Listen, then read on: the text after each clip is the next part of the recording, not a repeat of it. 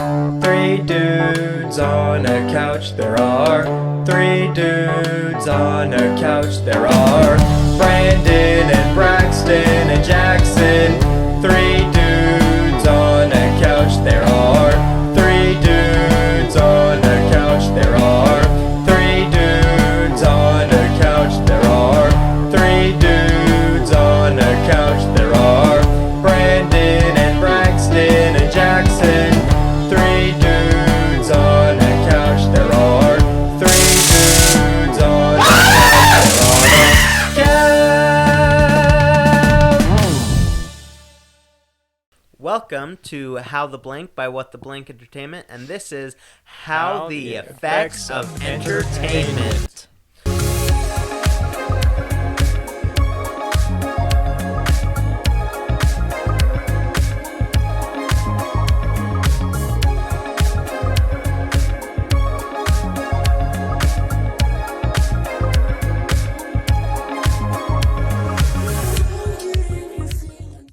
So, what is it, Braxton? What is going on? How does the lack of entertainment affect you?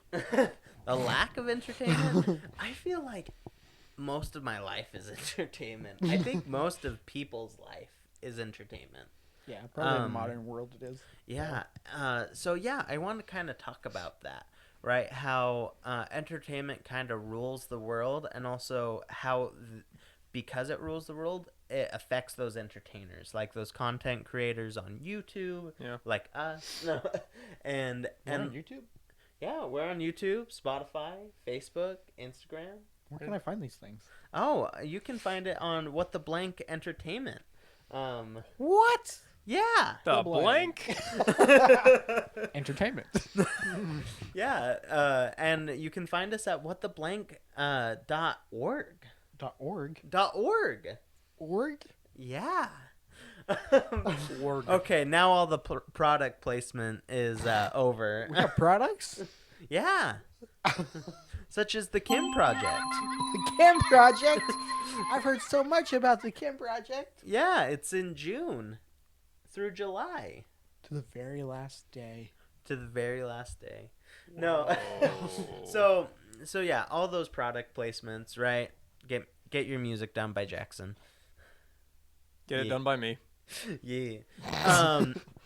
No, so we wanted to talk about like entertainers and how it's affected them, right? A lot of content creators are retiring right now. Oh yeah. Matt Pat, Tom Scott, Captain Sparkles is doing it. PewDiePie kind of retired just because he's starting his family, but he's still doing he's videos. Just posting less now. Yeah. But yeah, like I'm a huge a huge fan of game theory, film theory, food theory, style theory, right? The theorist community. There's a lot of theories. I know.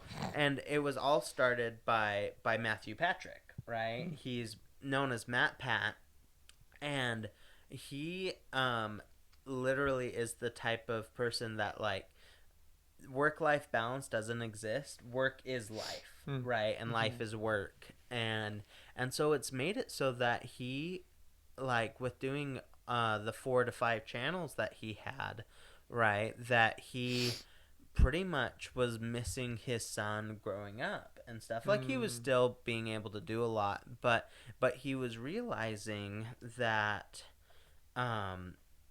that if he did not retire, like, he would miss out on a lot of things, and that his life was so busy that he had to bring his recording equipment on vacations. He had to he was always responding to work emails. Like literally everything was the business, right? And he's still in the company of Theorist, right? But he is no longer the host, right? So he doesn't have to record. He doesn't have to do all these things that have been so time consuming. And so he retired and he said goodbye. And I was so sad when that announcement video happened. I was crying, dude.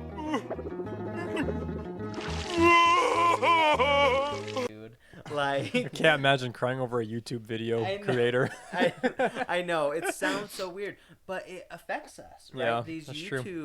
YouTube stuff is so huge. Like YouTube has kind of become the new TV, Yeah. right? So much that they have their own service called YouTube TV. Yep. You know, and all this stuff, and I remember his last video happened at the beginning of March, and I was just watching it, and I was like, man, like this like is.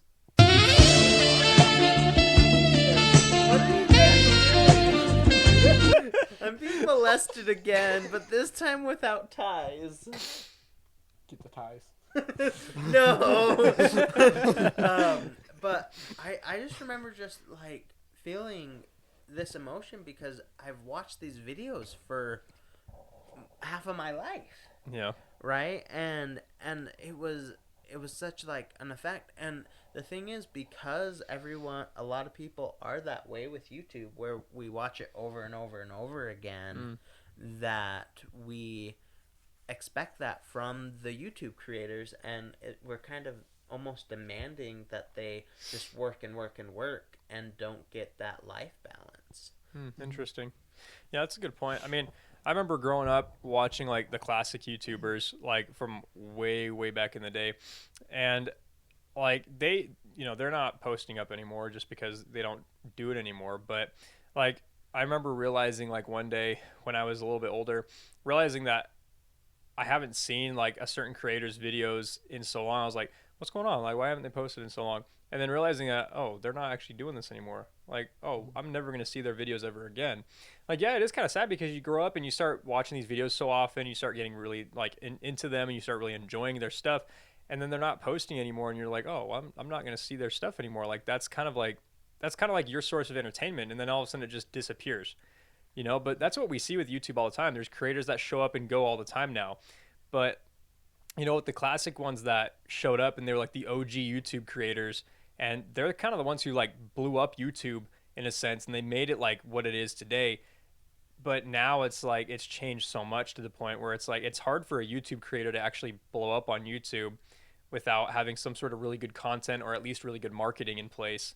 Yeah. But or a company supporting them from behind. Yep, or at least a company supporting like Mr. Beast. Like I remember watching his original videos from way back in the day, and he was just doing like Minecraft and gaming videos before and streaming or whatever. But now he's like doing the whole like huge projects, and he's paying people millions of dollars and all this stuff. And I'm like, dude, how did he grow so fast in the last 10 years? Well, and he was saying it's all of his marketing. Yeah. Right? And he's really good at it. And he literally puts it back into the video. So like literally he talks about how he makes nothing.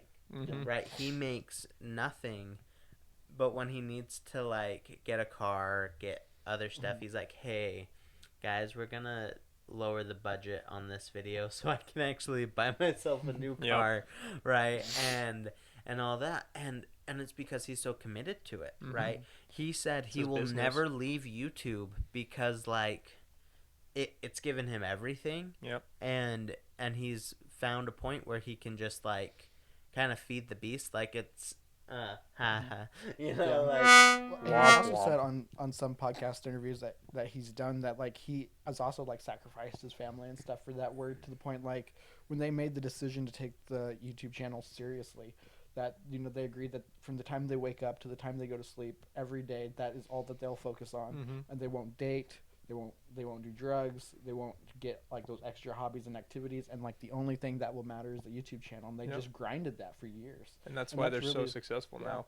But like that took a lot of sacrifice, and that is literally the sacrifice you have to make sometimes to be even decently successful. Yeah. You got to grind, and you just can't give up on it, But yeah. It's just crazy. Did you hear that he has a deal with Amazon where he's gonna have his own like game show? No, I haven't heard that. And yet. It's supposed to be the largest game show ever.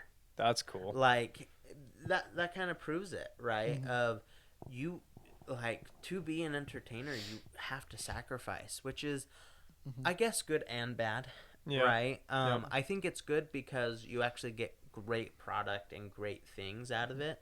But it's also bad because you can lose everything once it's gone, right? Yeah. Fame is always fleeting unless you keep chasing it. Yeah, you have to be consistent. It's also good in the way that it's how it prevents everybody from being able to do it. Mm-hmm. Yeah. Only the people that really want it are the ones that are actually going to obtain it for longer than their 15 minutes, you know? Mm-hmm. Yeah. Yep. Well, it kind of makes me think of like artists that have like come and gone, right? Like There's a lot of them. yeah, there's so many. Like I was thinking of like these popular songs growing up, like Friday. Friday, gotta get down on Friday. Right? Oh my gosh. That That was like the only song that ever blew her up. yeah, And then she just disappeared. and then she just disappeared, Mhm. right? Because she couldn't handle the continuous fame. Yep. Right? And she couldn't like keep up with it. While with Jimmy, right, Mr. Beast, like he just keeps finding new things, new things. And he's completely changed his YouTube algorithm. He's kind of changed the way that YouTube does things too. yeah. Yeah, like he kind of changed the game on like how to actually make good videos and actually make money off of it, and you know, get people interested in your videos. Like that he kind of changed that for everybody. So now everyone does things a certain way according to the way that he did it before, and now they're doing it this new way that makes it a lot easier for them to actually go viral on YouTube. But yeah, like it's crazy, like seeing like so many artists, like just like even just music artists, like we were just talking about, like there are so many like rappers and pop singers that just show up and then they just disappear like after one or two songs. Like they're relevant for a short period of time because maybe one or two songs is what went viral, but then they don't continue to push that fame, and so they just kind of drop off the face of the earth. Do you also think it's partly because of how the music industry has their claws in them too? It or- really could be that, because I mean, think about it this way, like what's his name, 6ix9ine. Remember when 6ix9ine was really relevant for a while? He was like really popular for a while, and then all of a sudden the allegations came out that he was doing some messed up stuff with kids or whatever it was, and he got sent to jail multiple times, and that's kind of what killed his career. And now he's not relevant. No one cares to listen to his music anymore, and he's just kind of dropped off the face of the earth, you know. And that's just what happens to a lot of these people, like not even just rappers, but like even country artists, or like, but like looking at like Jelly Roll, for example. He was originally like not doing so well. He had all these issues and all these problems, and then he changed his ways, and now he's like one of the most successful pop country artists in the freaking planet. And now he's like super relevant. He was on Joe Rogan's podcast. You know, he's been like this huge success ever since he changed his ways. But that's because he had to go through that difficult time beforehand and change the way that he does things to make himself more relevant now. But that's kind of what we see with a lot of artists. Like they start off really good, and then something happens or some allegation comes out, and then they just can't handle the heat, and then they just drop off the face of the earth because they don't want to deal with it. Or it's because something bad enough happens to where they go to jail, and then their career just ends. It's hard to make music in jail. It is. It is. There's no studios in there. Unless you're Elvis and you just do the jailhouse rock. No. No. That sorry, I had to make that That joke. was cheesy. It was. That was a Braxton joke. I am a joke. They're gonna make a joke out of me now. You did it yourself. No. I'm gonna make a song called the Braxton Rock. We're gonna put it in this episode now. Okay, sounds good. Only you in the future knows. Is this a promise Jackson did not deliver? Again. All Hey, those man. videos he was supposed to find and put in the clips that he never did. I tried. I tried, man. He in fact did not try. Ugh. Actually, I have no idea. No. Okay, let's get back to the subject, right? What subject? Do we have a subject? We have a I subject. didn't even know what we were What? talking about before. Who are we talking about? No, just kind of like what it takes to be an entertainer, right? Yeah, it takes a lot of sacrifice. Cause I feel like that's us too. Like, I've just graduated college. You've been out of college for a year and a half now? A year? 2? I don't No, know. I don't think it's been 2. It's been a long time. Yeah. Not But- as long as it should have been. Yeah. Yeah. But like, and we've sacrificed a lot. Yeah. Right, both like financially and time wise. Like mine has been a lot of time. Yeah, I think that's the biggest thing for a lot of entertainers, especially if you're the one out there performing. Like with us, where we do the production, like a lot of it is money. But when you're the one actually out there on stage performing, because I did that for a while when I was doing the acting, just acting in escape rooms and dinner theaters and stuff, and then I went to stagehand, and I thought I sacrificed a lot before then. And when you're stagehanding and you're working 16-hour days minimum, and you're traveling and you're getting 1 day off every 2 weeks if you're lucky, that's a lot of sacrifice. Yeah. And that's where the money is, and that's how you can really be so successful. Yeah. But it does take, are you willing to have that time away from your family? And keeping in mind that when you're working those 16-hour days, there's no cell phones backstage. So you're not FaceTiming, you're not texting, you're not calling. Those are for the privilege to work the 9 to 5 and get to go home and see their wife every night. Yeah. And most people don't know how privileged those jobs are until you try to step into the entertainment industry, where you have to do the real work that nobody sees. Yeah. So do you think like the sacrifices we've made have been worth it? Like, Oh yeah, definitely. do you want? If I could go back in time, the only difference I would have made is I would have stopped at my associate's degree and started working straight after. Okay. Interesting. I would not have done the extra 2.5 years to get a bachelor's, especially for entertainment industry. The thing I've learned the hardest is that it absolutely did not matter. No one will ever care. It's just a bunch of wasted money and Well, just wasted time that I you could learned have everything used. I needed to in the first 2 years, and everything after that, you just need experience. Yeah. That was the biggest disappointment of me going to a bigger university to get my bachelor's, is I didn't learn anything new. Except for meeting me. Yeah, except for meeting Braxton. I obtained a Braxton. At least Take there it was how that. you want. No, actually, I like having a Braxton. It's pretty nice. But yeah, like that's the one thing I would have changed, is because I didn't learn anything new. I learned like new systems that were still outdated to big theaters, and it didn't help me with any of the big paying jobs that I got, because that all took experience. I didn't get on the Mercury tour doing the last show of the Mercury tour for Imagine Dragons by going to college. You got that with experience. Yeah. Yeah. I didn't get to go do Life is Beautiful or the iHeartRadio Festival in 2022 because anyone cared about a degree I had. Yeah. In fact, nobody even asked. That's interesting. Yeah. That's the way it kind of all, goes. It was all just getting out there, asking for jobs to do, building references, and creating an interesting resume that you could back up with proof that you've done it. The thing with entertainment, if you're a performer, there's probably going to be videos of you doing it, and they're going to check that thing. So yeah, acting, directing, stuff like that. Just building your resume, getting rapport, and stuff like that. That's all you need. And like, I would have started that 2 years sooner if I had that education before I moved to Utah.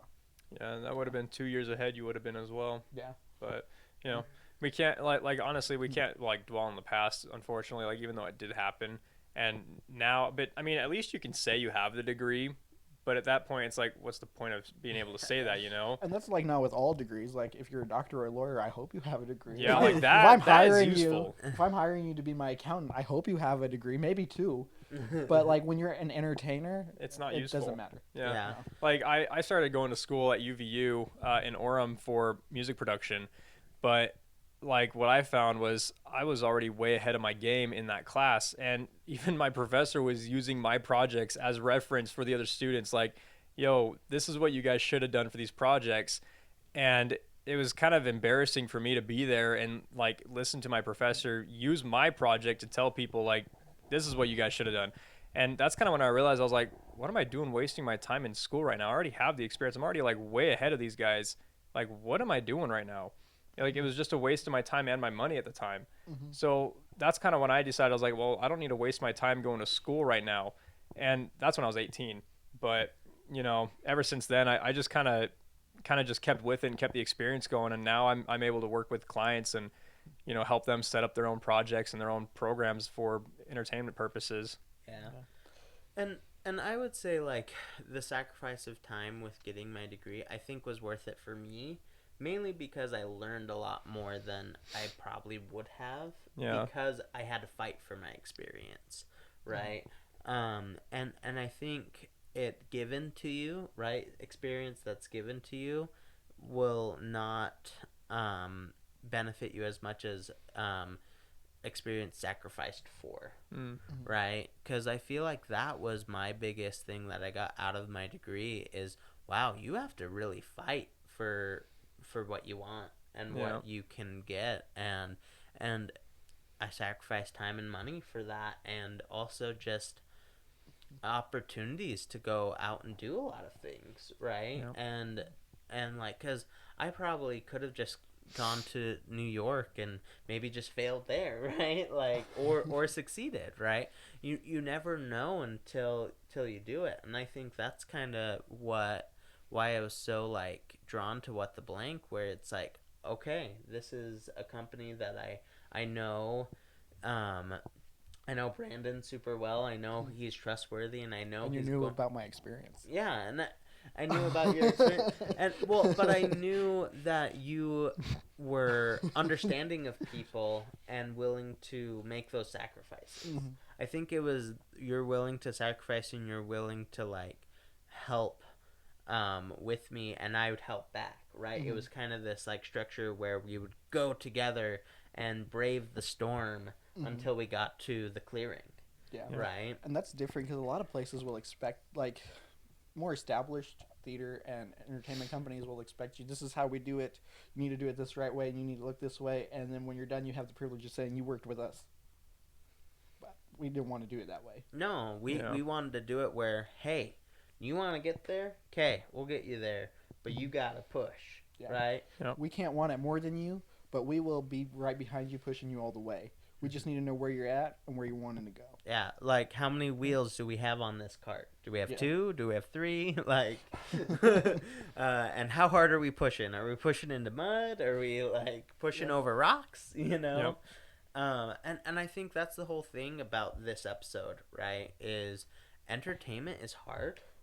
You have to sacrifice a lot, and I think the reason why we wanted to make this video is to show appreciation to those entertainers, to those YouTubers, to those content creators, to those TikTokers, right? Who keep pushing no matter the odds. And Because, like, so many people look at TikToks and they're like, oh, this 30-second video, that must be so easy. A 30-second video might have taken an hour. Dude. yeah, No, some will take forever to do. like our Christmas video, Yeah. that took us how long? 2 hours? Yeah, well, I mean, that was our very first time experiment. And then it took Jackson, like, days on the computer afterwards. To do like editing for those videos. Yeah. Yeah, it was because like we were brand new at doing those episodes and I didn't know what I was doing yet. And so like I mean it's a learning curve, you know, but now we've gotten it to a point where like I can edit the audio in less than 20 minutes and then send it straight over to Ty and he can just get the rest of it done right then and there. But when I was doing all the video editing before, like it took me like 3-4 days to do a video because I didn't know what I was doing with it yet, and I was still trying to figure out like, okay, well this is how you do this is how you do that. But now I've gotten it to the point where I'm like, okay, that's how you do that, throw that in, get that done, clip that, put the audio in, done. Like it can take me like a day to do a video now compared to like what it was before, you know, just hours on end just trying to mess around with the software. But you know, but that's why experience is so important. Because once you have that experience, you break past that barrier of not knowing what to do first. You get past that section, and then you come to a point where you're like, okay, now I know what I'm doing. And then it makes it so much easier for the next time you do it again. And then the next time, and the next time, and the next time. It makes it so much easier every time you do it afterwards. Well, and I wanted to say this really quick. So, Game Theory, right, Matt Pat, he actually made that channel to get himself a job with a company that would show that he knows analytics and all this That's stuff. funny. But he kept going with it because he loved it and he learned that experience. And he even like went to those companies, got hired. Oh, yay, that's done. But he was like, no, I can't. This isn't what I want. Well, it's not that he didn't want it. It's that he realized he couldn't let down his fans. Oh, interesting. Right? He couldn't let down those. And like, I see that too, right? That's one of the sacrifices, right? Is for you guys, right? We love giving you guys this content. That's why we record these podcasts and we take a chunk of time out of our life to do them. And Whole weekends at a time. Yeah. Just to do this. With 3 dudes on a couch. 3 dudes on a couch. There are 3 dudes on a couch. Yeah. 3 dudes on a couch. Probably takes us twice as long just because of the tism. We're always getting off track and talking about random stuff. Yeah. Like drugs. Drugs? They're canceled. So are you. Don't cancel us, Twitter. Twitter. Wait, we don't X. have a Twitter. It's X. They changed the name. The tism. Yeah, so as an example, like this is kind of the fun we have, right, as entertainers, and we like bringing it to you. And so we wanted to show the hard and the fun at the same time. And so thanks for watching. Yeah. This was How the Effects of Entertainment. And if you want to follow us on Instagram, Facebook, TikTok, and Spotify, please do so. And if you want to know more about the Kim Project and other projects that we are working on, go to whattheblink.org and check us out. And if you want to do any projects with us, go to whattheblink.org and email us. Reach out. Yep. Yeah. And we'll see you next time. Bye.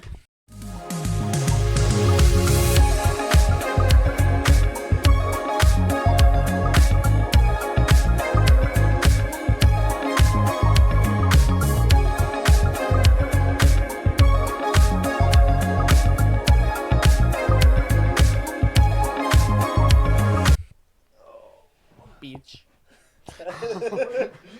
That was a good episode. That was a good episode. Oh no.